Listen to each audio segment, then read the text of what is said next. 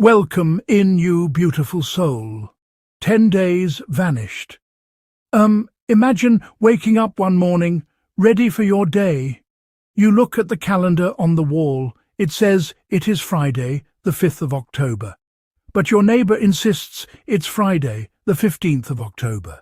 But your priest insists it's Friday, the 15th of October. But your government insists it's Friday, the 15th of October.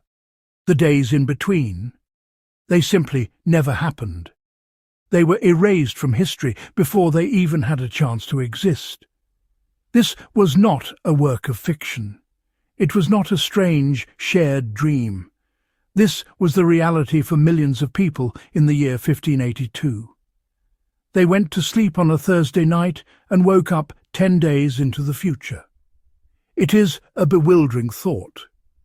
This extraordinary event was the result of a plan. This gradual drift of the Julian calendar was like a quiet, creeping tide. Each year the calendar moved forward by just over 11 minutes relative to the sun. This meant that the official date of the vernal equinox, the first day of spring, was happening earlier and earlier on the calendar. When the Julian calendar was first established, the equinox fell around March 25th. By the time of the Council of Nicaea in 325 AD, it had shifted to about March 21st. But the drift did not stop there. The silent accumulation of those 11 minutes per year continued, unabated, for another 12 centuries. By the 16th century, the accumulated error was no longer a trivial matter for astronomers. The calendar was now a full 10 days out of alignment with the sun. The vernal equinox, which should have been happening around March 21st, according to the Church's own historical standard, was now actually occurring around March 11th. The calendar was telling people that spring began on one day, while the sun and the earth were insisting it had already started 10 days prior. This wasn't just an academic curiosity. It meant that the seasons themselves were becoming detached from their traditional calendar dates. The rhythms of agriculture, of planting and harvesting were falling out of step with the official record of time. The Julian calendar's simple leap year rule was the source of the problem. So why did a 10-day drift in the calendar matter so much? Why did it warrant a papal decree and cause such widespread upheaval? The answer, in a word, is Easter. For the Christian Church, Easter is the most important festival of the year. Its celebration is the pinnacle of the liturgical calendar. And the date of Easter is not fixed. It is a movable feast. Its timing is intricately linked to the cycles of the sun and the cycles of the moon. The rule for calculating it, established at the Council of Nicaea in 325 AD, was clear. Easter should be celebrated on the first full moon. That occurs on or after the vernal equinox. Then the first Sunday after that full moon. This celestial formula placed the vernal equinox at the very heart of Christian time. The Council had pegged the equinox to March 21st. But as the centuries rolled by, the Julian calendar drifted. The true astronomical equinox slipped away from the official date.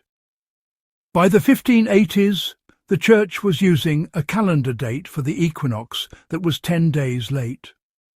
This created a serious theological and liturgical problem. The entire calculation for the most sacred day of the year was based on a faulty premise. The Church was in danger of celebrating the resurrection at the wrong time, disconnected from the celestial event meant to anchor it.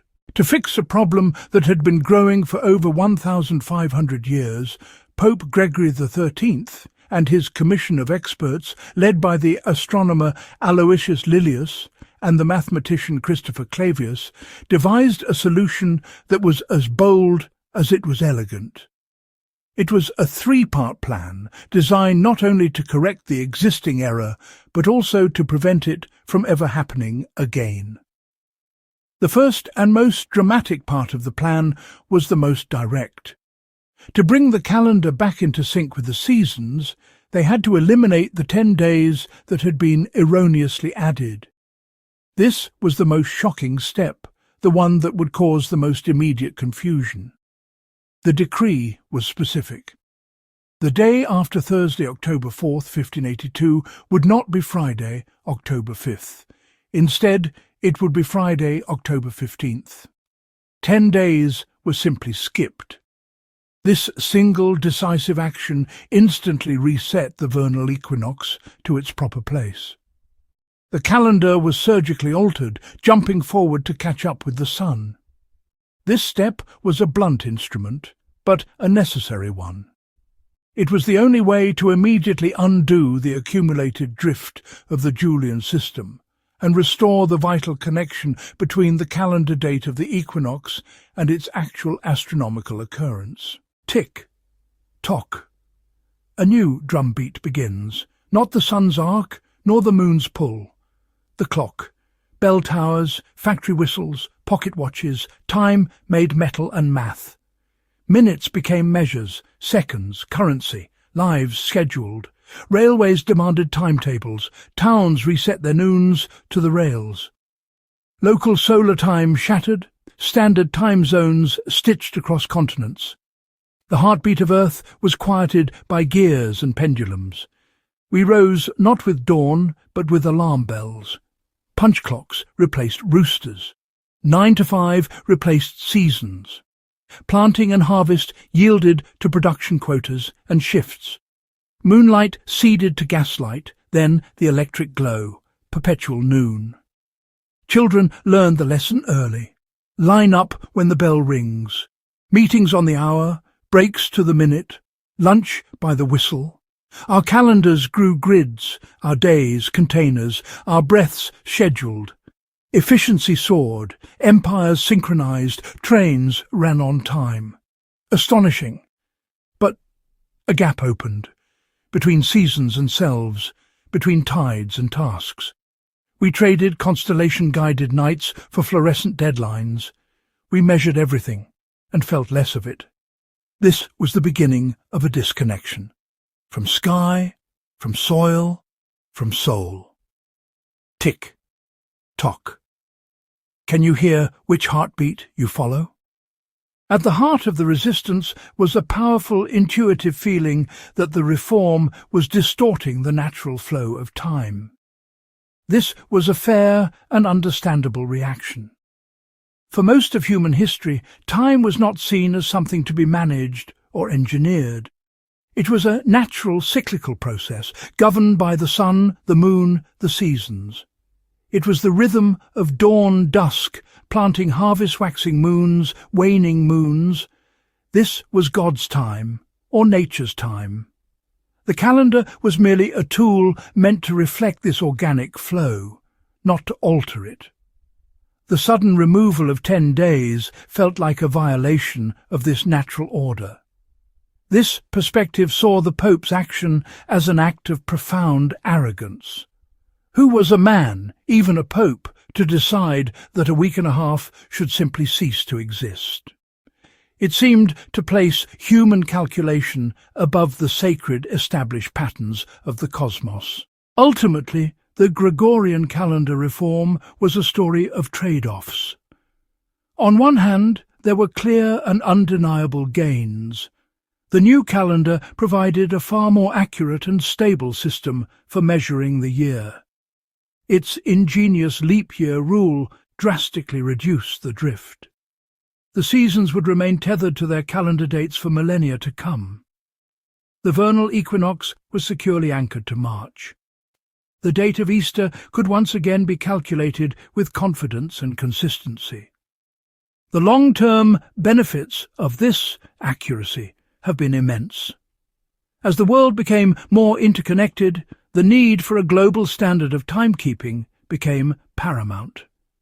It now underpins almost every aspect of our modern globalized society: international finance, travel, scientific research, digital communication. We take for granted this shared temporal framework, but it was the difficult reforms of 1582 that laid its foundation. Time did not change, only our way of counting it did. The calendar was the Julian calendar. It was introduced by Julius Caesar in 46 BC. For its time, it was a marvel. It gave Rome and later Europe a shared way to mark time. It set the year at 365 days, with an extra day every 4 years. The system became the bedrock of civil and religious life. But one tiny miscalculation lived at its heart. A small rounding error forced a pope to act. The Julian calendar assumed a year was exactly 365.25 days. That made a leap day every 4 years logical.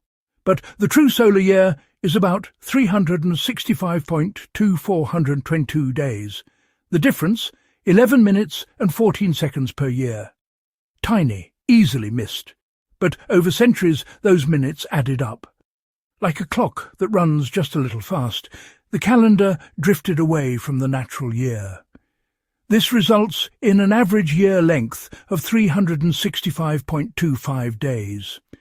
Think of it like adding one extra day every 128 years. The second part of the reform was more subtle, but it was the key to the new calendar's long-term success. A new rule for leap years was introduced. The Julian calendar's rule was simple. Any year divisible by 4 is a leap year.